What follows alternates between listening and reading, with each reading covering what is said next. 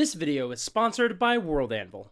Last month I made a video about making characters for the game Shadowdark, but I also talked about some of the ways building a character helps to set expectations for the gameplay, and also introduced some important themes of the game, including some world building. Today I'm going to dive a lot deeper into that aspect and explore some of the very interesting ways this book provides world building details and tonal guidance for your own Shadowdark games. If you like this video, make sure to subscribe. Right now, only 38% of all of my viewers are subscribed, and from what I've seen, a lot of people think they're subscribed, but they're actually not. And right now, as I'm experimenting with my upload schedule, the last thing I want is for you to miss a video. So make sure to scroll down and hit the subscribe button so you're in the loop about my new releases. This video does include some spoilers for major details in the Shadowdark book, things players probably shouldn't know about. So if you're a Shadowdark player and you're watching this video, then you're agreeing to become a Shadowdark Game Master too. That's how it works, that's the rule. Now, I have a series on my channel where I discuss campaign settings, and in a way, this is an installment in that series. We are going to talk about the default assumptions the Shadowdark core game makes about its setting. But we can't exactly use our typical rubric, because Shadowdark does not have a setting. There's no campaign world, there are no established nations, there are very few named NPCs, and certainly none who are just ordinary everyday people. Shadowdark has released some zines with specific settings based on different types of fantasy, and maybe in a future video we'll talk more about those zines and how they capture those fantasies through their locations and character options, because there's some really cool stuff there. But the core rulebook doesn't have anything like that, let alone anything as defined as the Forgotten Realms or Eberron does. Shadowdark assumes you're going to create your own setting from scratch, and in fact they basically suggest you start small and discover your setting through gameplay. So what are we even going to talk about today? Well, part of the way you're going to discover details of your setting is through rolls on random tables, or details you might discover in the descriptions of magic items or monsters or what have you. And that means we can actually learn a lot, not just from the proper nouns Shadowdark includes when it wants to give you more concrete details, but we can also learn a lot from the times where the game feels the need to give any details at all, and where the game instead just sits back and lets you do the work. First, I want to talk about how the character creation options help set the tone for the world of your Shadowdark game. I talked about this a bit when I made my first Shadowdark video, about how character creation kind of teaches you what to expect from the game, but it's useful to this discussion as well. For example, class titles tell you how priests and fighters and thieves and wizards of different alignments are perceived by the common people.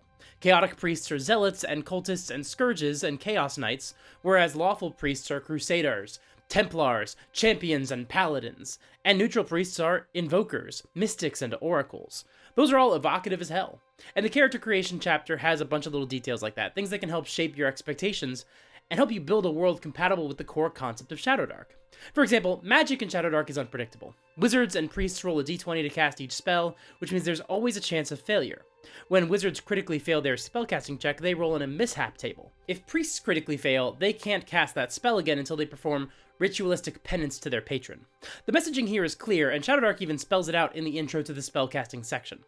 Wizard magic is fickle, complicated, and volatile. Even the most learned mages tread carefully when reaching beyond the veil to grasp arcane energies. Priest magic is miraculous, sacred, and instinctive. Priests who offend their gods might lose the ability to cast spells until they can undertake penance.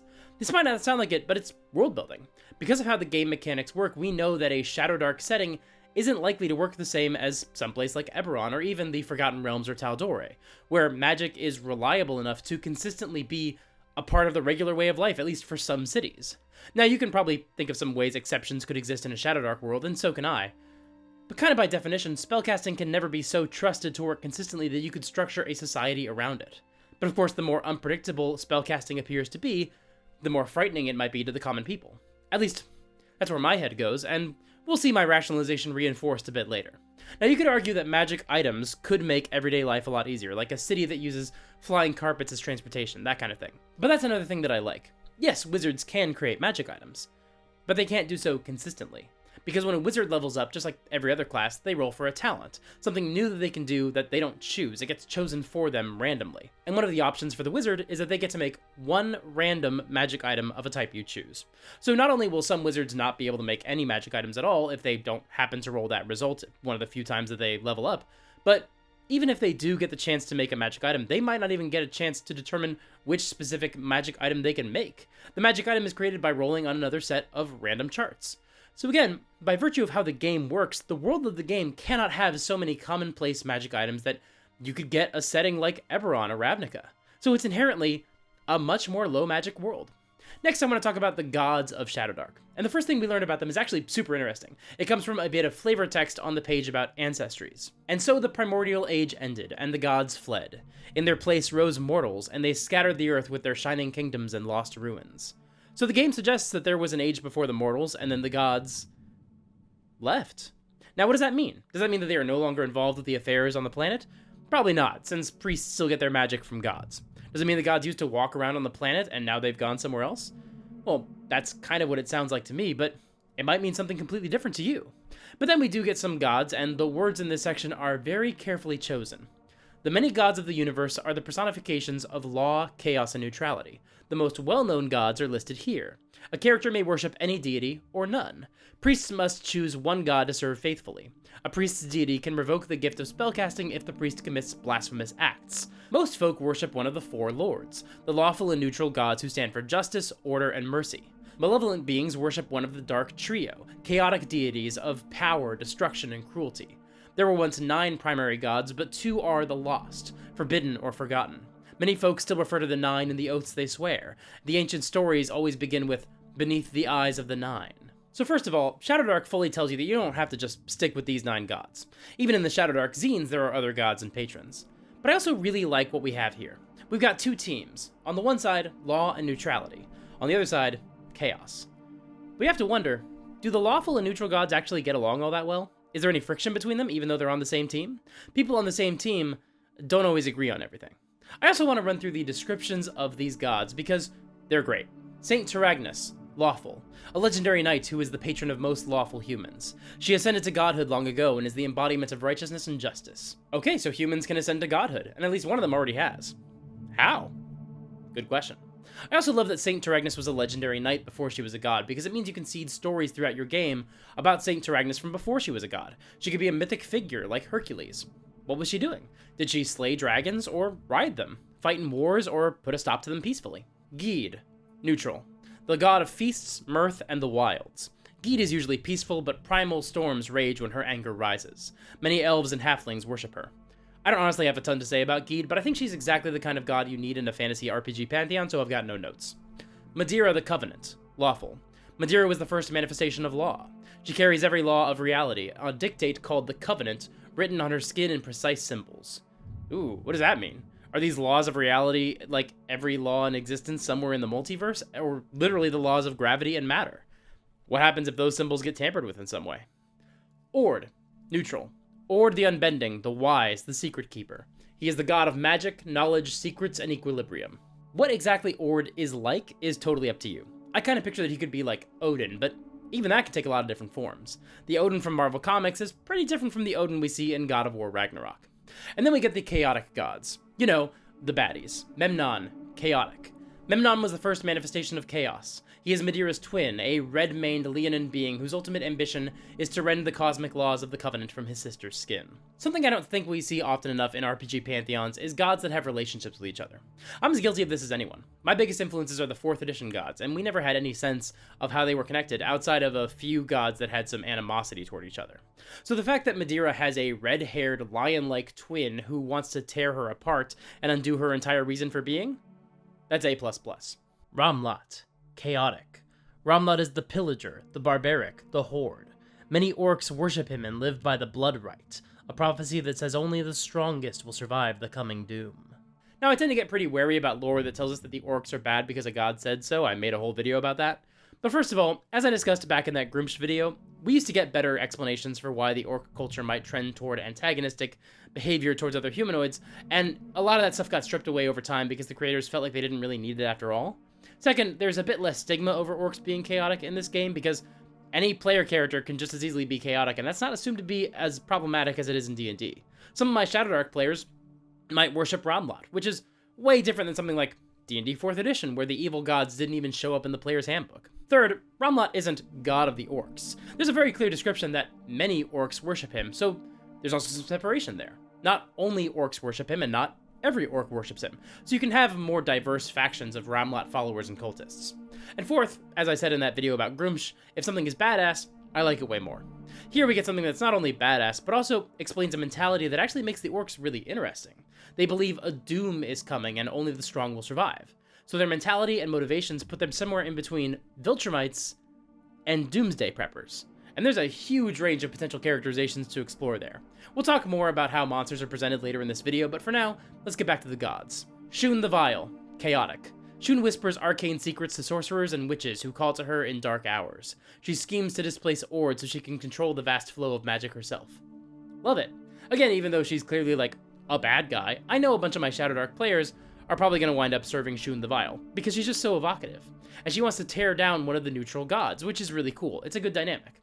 And finally, we get my favorite entry in the Pantheon, the Lost. Alignment? Question mark? 2 of the 9 are lost to the ages, their names expunged from history and memory, yet their whispered legend lives on in ancient texts and forgotten places. I get so excited about the idea of the Lost. There's so much you can do with 2 unknown gods. Do you go with the American gods idea that these gods were basically forgotten and so they lost their power? Or are they bad guy gods who were so bad all the other 7 deities worked together to imprison them and banish their memories from the world? Or are they good gods who the bad guys managed to screw over? Are they figures from other properties like Cthulhu or Vecna? It's totally up to you to decide, but this is my favorite type of thing that game masters put into their game worlds. Big open questions that just invite the game master to do something super cool and exciting and uniquely theirs. In fact, I wonder if my answer will even be the same in every Shadowdark game I run. Sure, part of me loves the idea of running a game world that players can continue to explore together and having some deep secret lore that players can one day discover, and I do want to do just that in some of my upcoming campaigns. But the fun of Shadowdark is also in how the story develops from the random rolls generated during gameplay, and so it might actually be fun to run different Shadowdark games where the worlds are fundamentally different, even down to the identity of the Lost being different, depending on the story.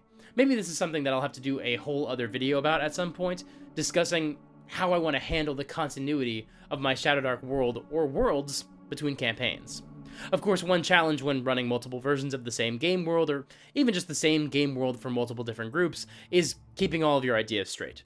But that's going to be easier than ever if you use today's sponsor, World Anvil. For the Shadowdark game I'm starting this month, I don't really have anything major planned. I'm just going to prep session by session, setting out some plot seeds for other potential adventures, but playing it all by ear. So I could use some better way to keep track of my notes rather than just using Google Docs.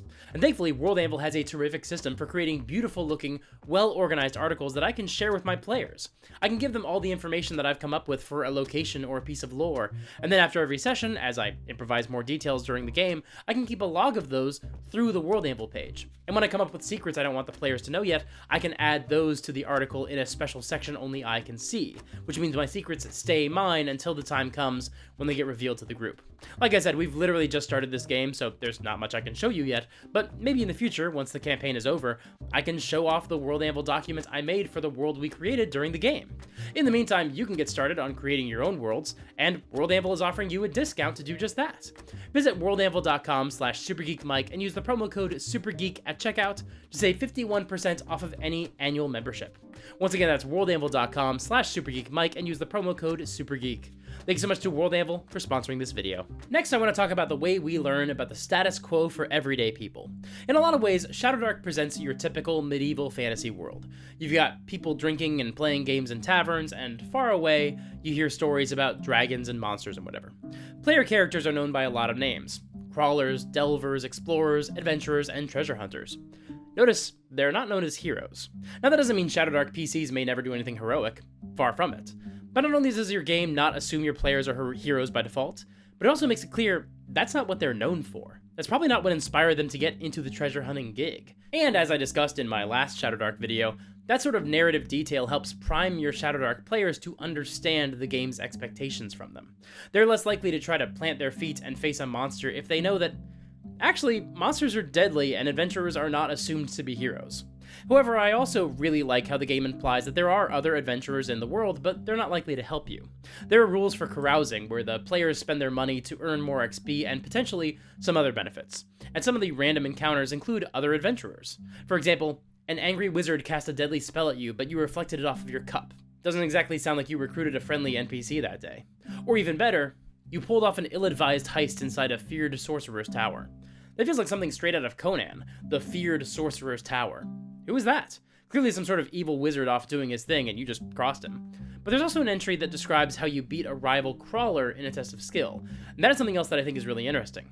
See, I've talked before on this channel about how I don't like the fact that in some of the modern D&D adventures, especially some of the ones set in the Forgotten Realms, every major NPC has class levels. In Shadowdark, there's a chart to generate NPCs, but none of them actually have class levels. That's not part of the charts. But there's also a chart for rival crawlers, and they do have the same class options as players.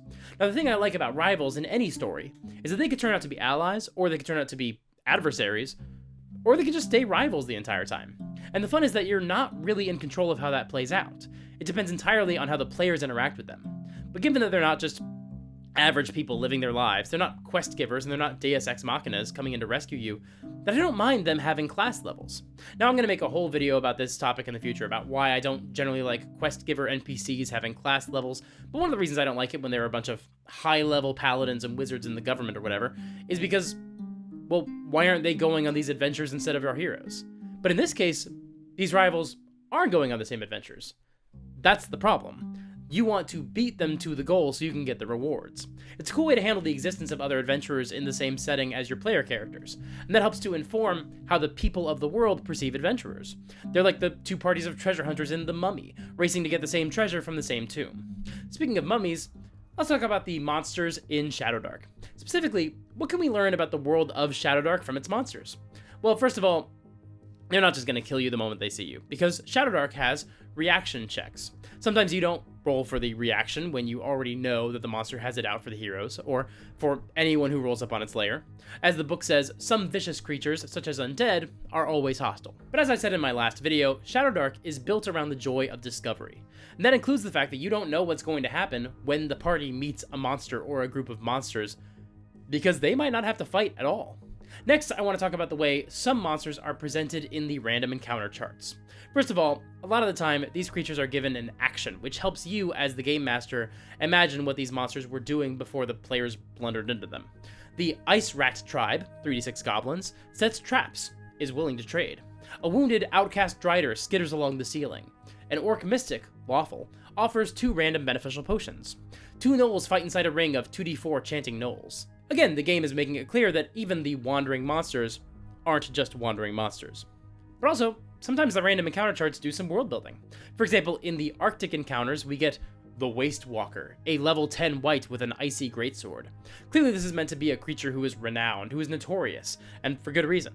At least, that's how I read it. In the swamp encounters, there's the Swamp Shambler, a gorilla who offers a random magical item. But maybe my favorite example of the world building in the random encounter charts is the Overlord. Who's the Overlord? Well, in the Castle District, he might ride by with a heavily armed honor guard. He's in the High District chart 3 times. The Overlord levies a 500 gold filth tax on the PCs. The Overlord's assassins leap out and demand explanation. And the Overlord is dining and invites the PCs to the meal. Dinner with a villain, you know that's my kind of trash. In the Market chart, the disguised Overlord might push a diamond into the PC's hand. The Overlord's assassins show up in the Tavern encounter chart, where they might sweep in and scan the crowd. And in the Temple District, the Overlord might enter a temple surrounded by 3d6 knights. So, who's the Overlord? Well, from what I can tell, those are the only references to him. Well, I assume the Overlord is a him, but actually there are never any pronouns given for the Overlord. But that's all we know about this character. So, who is the Overlord? That's obviously up to you. I have my own ideas about the Overlord, though. Now we're done with the random encounter charts for now, so let's jump into the monsters themselves. There are some great world-building hooks or details in some of the monster lore. For example, the entry on demons tells us that the demons in this book are the lesser demons, the ones that tend to appear over and over in recognizable forms. Most demons are utterly unique in powers and appearance. So the lesser demons include the Vrock, the Glabrezu, the Merilith, and the Baelor.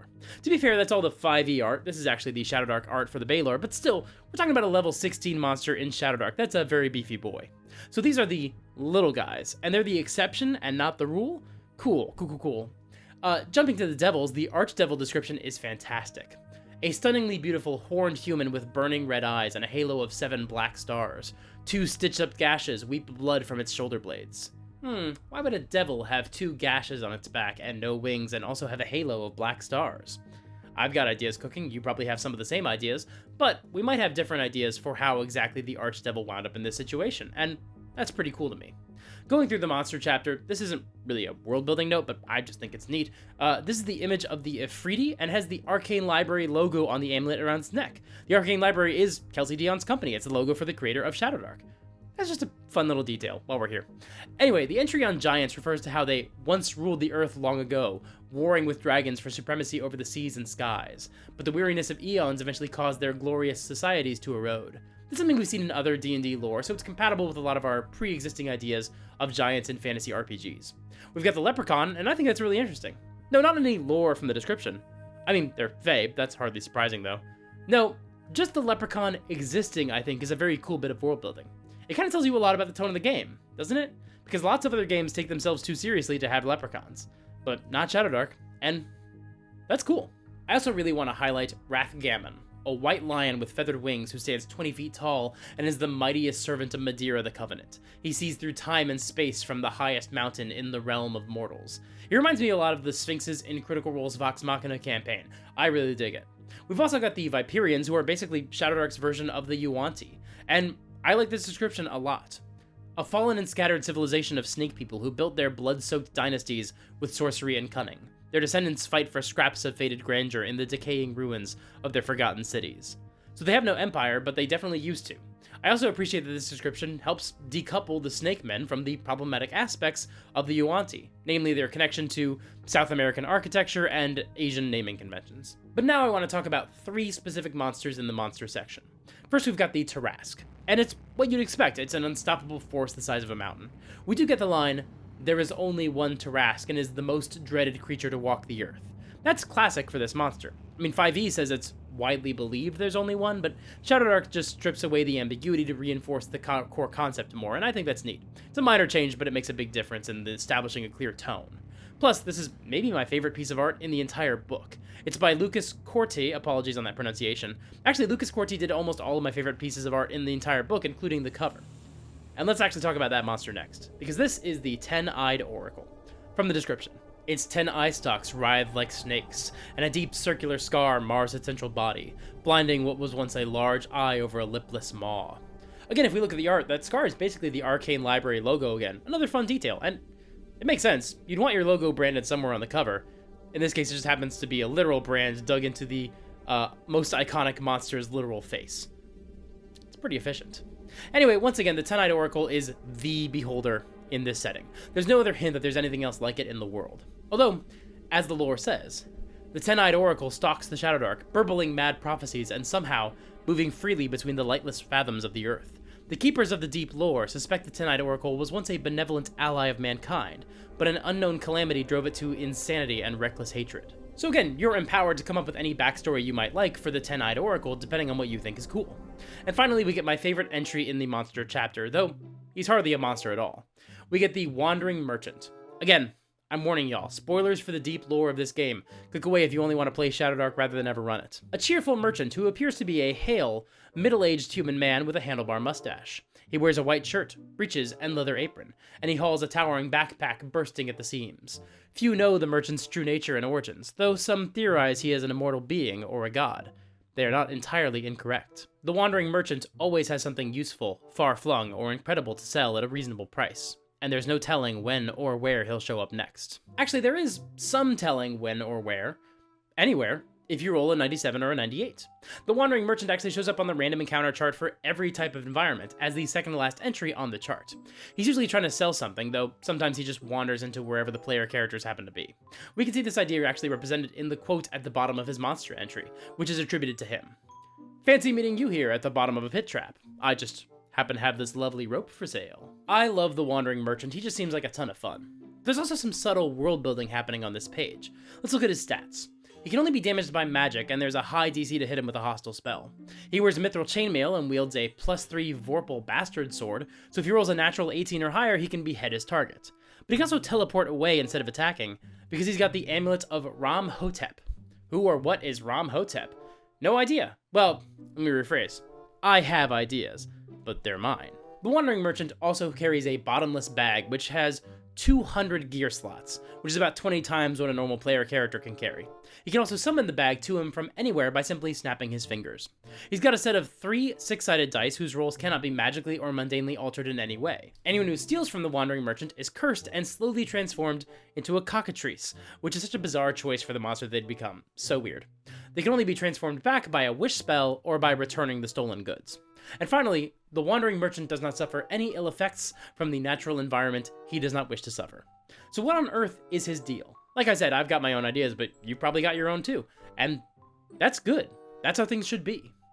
Next, we could talk about the magic items, but to be honest, there's not a ton to discuss there, although we do get a couple of interesting proper nouns. We've got Brack's Book of Misspells, a spellbook that bears a jagged glowing rune on the cover and helps cast spells, and Brack's Cube of Perfection, which is a die with a bunch of goblins on each side, exhibiting the different stats, and when you roll the die, you get an 18 for the stat that comes up on the die, and then that cube vanishes to somewhere else in the multiverse.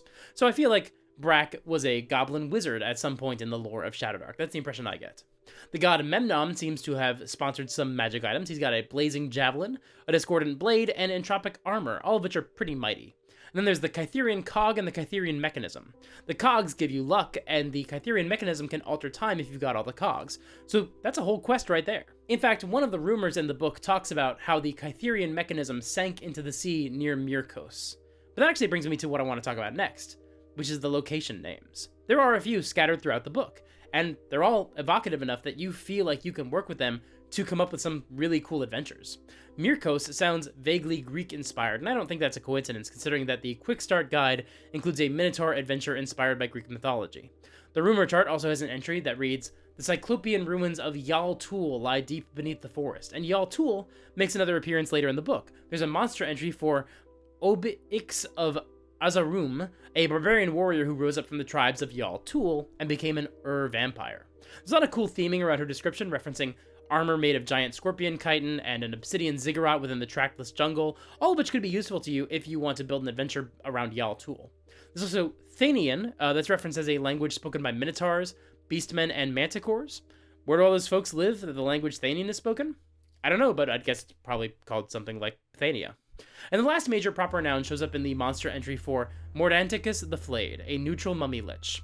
From the description, once the head of the ancient wizardly order of Gehemna, Mordanticus now lives in secret within the sanctum of Gehemna's reigning archmage. He has served as an advisor and historian for centuries, but an enduring enchantment prevents him from speaking of 2 topics, his origins and the Ten-Eyed Oracle. Man, I think it's really cool that there's a neutral mummy lord who is somehow connected to the Ten-Eyed Oracle.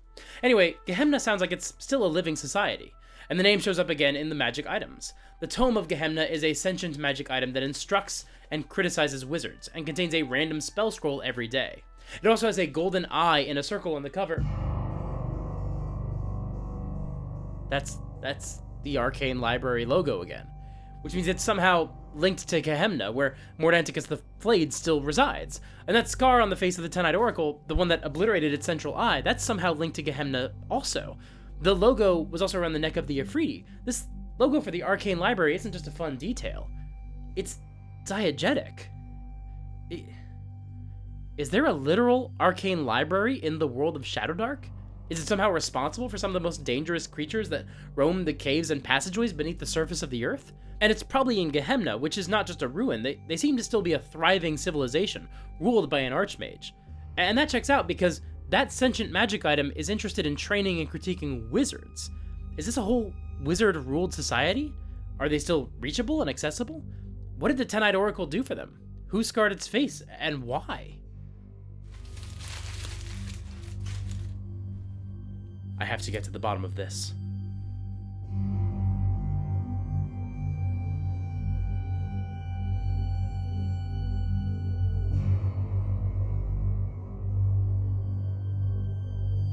Now, obviously, if you're running a Shadowdark game in your own setting, you can throw out anything we've talked about that does not line up with what you think is cool. But part of the appeal of a game like Shadowdark is, sure, you can do a little prep, but you probably aren't going to be served well if you sit down for that first session with a master plan of the major arcs you've got in mind. Now, I love that style of game. I've run them before, and I hope to run them again many more times in the future. But with games like Shadowdark, the big appeal is more in discovery, in building the adventure through emergent gameplay, and through that, slowly building the world through emergent gameplay. For example, at the time of recording this video, I've only run my session 0 for my Shadowdark game, but at the end of that session, I asked everyone to roll a D100 to find out what rumor they had learned about. This was basically a way to figure out what plot hooks the players had access to so I could figure out what adventures I had to prep. And one of them rolled that there was a monster lurking below the university. Now, they had already been discussing being part of some sort of academic-themed group, since 2 members of the party had rolled the scholar background. So now they figured, well, perfect, this is the university where our organization is based. We'll start with that adventure. So after writing this script, I'm going to use some charts in this book and some maps online and make up a Shadowdark adventure. But this university where the adventure takes place is also going to be at the heart of the world as I develop it, and as our group sketches in the details through gameplay. But what I think is cool is that everything we've discussed in this video is basically waiting for you. It's probably all going to be a part of your Shadowdark world at some point because you and your players will be rolling on random charts. So at some point, your players may learn about a reference to Yal-Tul, or the Overlord, or the Viperians and their former empire. And so even though Shadowdark does not have one solid campaign setting, there are some details that are implicitly true about any Shadowdark world. Or at least, they might be, when somebody rolls the right result on a random chart. And I just think that's really cool. Thanks so much for watching. I've gotten requests to do some more Shadowdark videos. I probably won't get a chance to do one next month, but I might try to do one in April or May, so let me know what else you might want to hear me talk about next. I will also probably discuss this campaign some more in the future, but not right away. Maybe later this year or maybe further down the road. So again, let me know in the comments what topics you'd like to hear me cover in the future. In the meantime, make sure to subscribe and ring the bell so you stay up to date about my latest videos. Support me on Patreon if you're able to help me pay for food and stuff. It really helps a whole lot more than I could even begin to say. Follow me on Twitch. I've been under the weather for the past few weeks, but I am really hoping to do some more live streams once I feel a little bit better. I was hoping to feel a little better when I recorded this video, but that didn't quite wind up being the case. So soon. I'm really hoping soon. And sign up for my newsletter to hear all about what I've got going on. All those links are in the doobly-doo below. Check out my video about whether or not you should cancel games when players are missing. Spoiler alert, I don't think you should. But still watch the video. It's a good one. Until next time, play fair and have fun.